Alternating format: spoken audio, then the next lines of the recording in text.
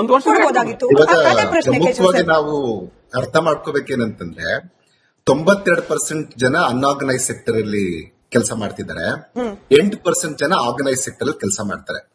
So ಯಾವುದೇ ಹೊರೆ organise sector ಅವ್ರಿಗೆ ನಿಮ್ಗೆ ಒಂದು DA ಕೊಡ್ತಾರೆ ಸರ್ಕಾರ, ಇಲ್ಲ 2 DA ಕೊಡ್ತಾರೆ, ಅವ್ರಿಗೆ ಮ್ಯಾನೇಜ್ ಮಾಡಬಹುದು. ಆದ್ರೆ ಬಹುತೇಕರು ಅನ್ಆರ್ಗನೈಸ್ ಸೆಕ್ಟರ್ ಅಲ್ಲಿ ಕೆಲಸ ಮಾಡುವಾಗ ಯಾವುದೇ ಸರ್ಕಾರ ಬೆಲೆ ಹೆಚ್ಚಳ ಮಾಡಿದ್ರೆ ಖಂಡಿತ ಅದ್ರ ಹೊರೆ ಬೀಳುತ್ತೆ. ಸಾಮಾನ್ಯವಾಗಿ ನಾವು ಅರ್ಥಶಾಸ್ತ್ರ ಏನು ಚಾಣಕ್ಯ ಅವ್ರು ಬರ್ದಿದ್ದಾರೆ ಅದರಲ್ಲಿ ಒಂದು ಮಾತಿದೆ, ಯಾವ ರೀತಿಯಲ್ಲಿ ಜೇನು ಇದ್ರದ್ದು ಹೂವದಿಂದ ತನ್ನ ಮಕರಂದವನ್ನ ಹೀರುತ್ತೋ ನೋವು ಆಗದ ಹಾಗೆ, ಹೂವಿಗೆ ನೋವು ಆಗದ ಹಾಗೆ ಯಾವ ರೀತಿಯಲ್ಲಿ ಮಕರಂದವನ್ನ ಹೀರುತ್ತೋ ಆ ರೀತಿಯಲ್ಲಿ ತೆರಿಗೆಯನ್ನ ಸರ್ಕಾರಗಳು ವಿಧಿಸಬೇಕು ಅನ್ನುವಂತ ಮಾತಿದೆ. ಈಗ ಬಜೆಟ್ ಬಂದಾಗ ಯಾವಾಗ್ಲೂ ಸಾಮಾನ್ಯವಾಗಿ ಏಪ್ರಿಲ್ 1 ಇಂದ ಅದು ಇಂಪ್ಯಾಕ್ಟ್ ಆಗುತ್ತೆ. ಅದು ಈ ಸರಿನೂ ಆಗ್ತಾ ಇದೆ.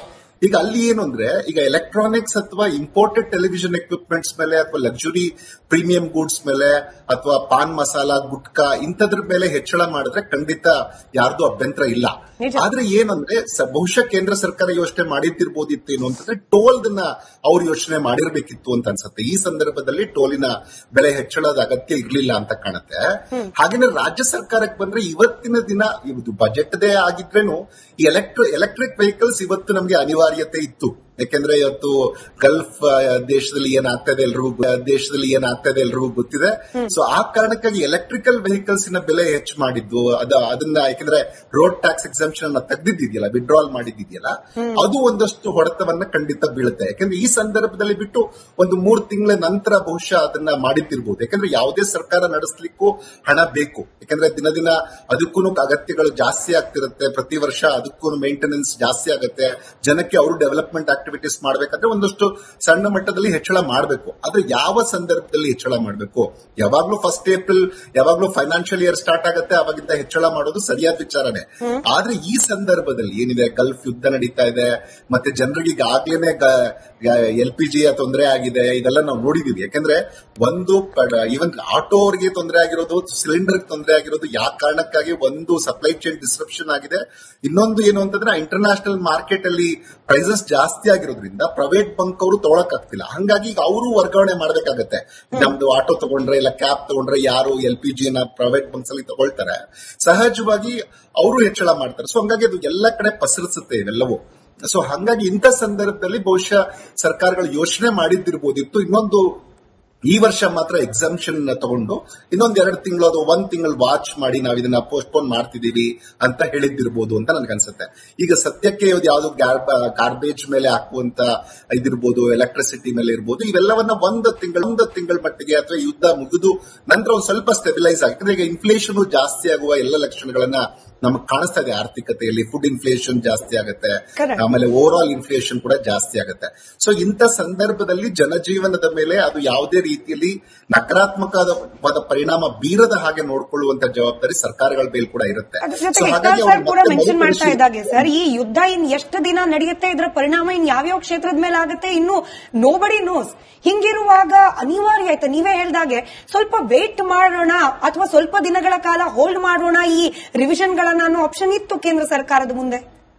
ಅಲ್ಲ ಖಂಡಿತ. ಯಾಕೆಂದ್ರೆ ನಾನು ಹೇಳೋದು, ಈಗ ನೋಡಿ ಲಕ್ಸುರಿ ಮೇಲೆ ಏನಾಗ್ತಿವಲ್ಲ, ಈಗ ಎಲೆಕ್ಟ್ರಾನಿಕ್ಸ್ ಅಪ್ಲಯನ್ಸಸ್ ಮೇಲೆ ಇದೆ, ಅಥವಾ ಲಕ್ಸುರಿ ಪ್ರೀಮಿಯಂ ಗೂಡ್ಸ್ ಮೇಲೆ ಇವತ್ತಿಂದ ಜಾಸ್ತಿ ಆಗಿದೆ, ಅಥವಾ ಈ ಸಿನ್ ಗೂಡ್ಸ್ ಅಂತ ಏನ್ ಕರಿತೀವಿ, ಟೊಬ್ಯಾಕೋ ಪ್ರಾಡಕ್ಟ್ಸ್, ಪಾನ್ ಮಸಾಲ, ಇಂಥವುಗಳ ಮೇಲೆ ಹೆಚ್ಚಳ ಮಾಡ್ಲಿ, ಅದಕ್ಕೇನು ಅಭ್ಯಂತರ ಇಲ್ಲ.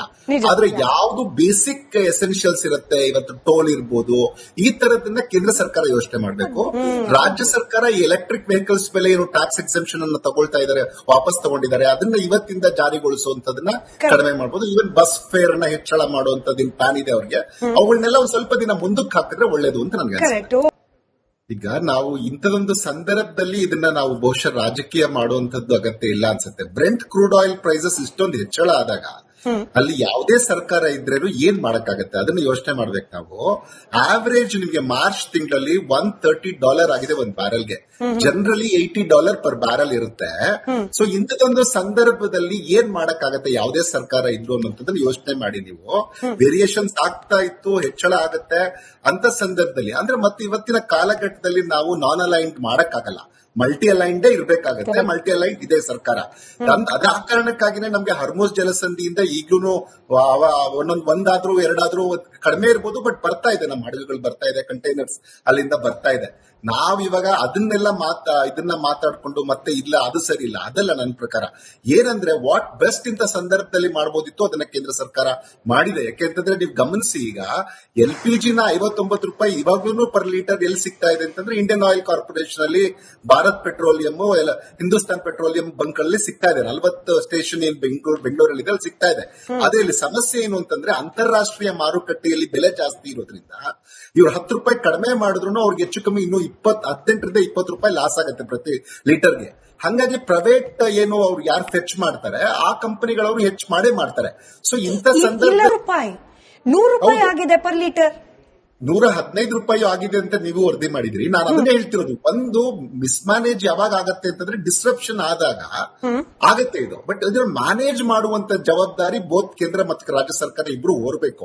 ಇಂಥ ಸಂದರ್ಭದಲ್ಲಿ ನಾವು ಅವ್ರ ಮೇಲೆ ಇವ್ರ ಮೇಲೆ ಅವರು ಹಾಕೋದ್ರ ಬದಲು ಇದನ್ನ ಇಬ್ರು ಒಂದು ಕೋಆರ್ಡಿನೇಷನ್ ಇಂದ ಎಷ್ಟು ಇದು ಮಾಡಬಹುದು ಅನ್ನೋದನ್ನ ಹೆಲ್ಪ್ ಮಾಡಬಹುದು ಜನಕ್ಕೆ ಅನ್ನೋದನ್ನ ನೋಡ್ಬೇಕು. ಅದನ್ನ ಮಾಡ್ಲಿ ಅನ್ನುವಂಥದ್ದು ನಮ್ಮ ಆಶಯ. ಏನು ಅಂತಂದ್ರೆ ಈ ಸಂದರ್ಭದಲ್ಲಿ ಏನಾಗಿದೆ, ಇದು ನಮ್ಮ ಕೈಯಲ್ಲಿ ಇಲ್ಲ. ಅನೇಕ ಕಂಟ್ರೋಲಬಲ್ ವೇರಿಯಬಲ್ಸ್ ಅಲ್ಲ ಇವು.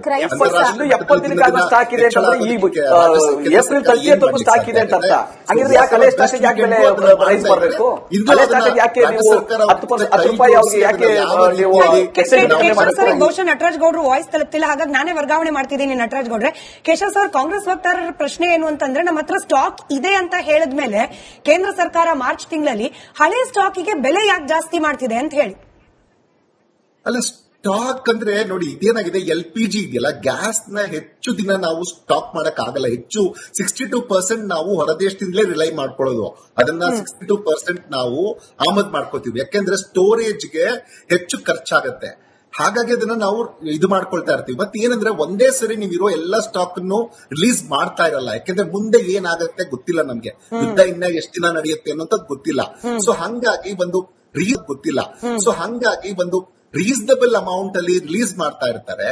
ಅದನ್ನು ನಾವು ಯೋಚನೆ ಮಾಡ್ಕೋಬೇಕು. ಒಟ್ಟಿಗೆ ಆಲ್ ಆಫ್ ಎ ಸಡನ್ ನನಗೆ 20 ಡೇಸ್ ಸ್ಟಾಕ್ ಇದೆ, 45 ಡೇಸ್ ಸ್ಟಾಕ್ ಇದೆ, 45 ಡೇಸ್ ಕೊಟ್ಬಿಟ್ರೆ ಮತ್ತೇನಾಗಿದೆ, ಪ್ಯಾನಿಕ್ ಬೈಯಿಂಗ್ ಕೂಡ ಒಂದ್ ಸ್ವಲ್ಪ ಆಡ್ ಆಗಿರೋದನ್ನ ನಾವು ಗಮನಿಸಬೇಕು.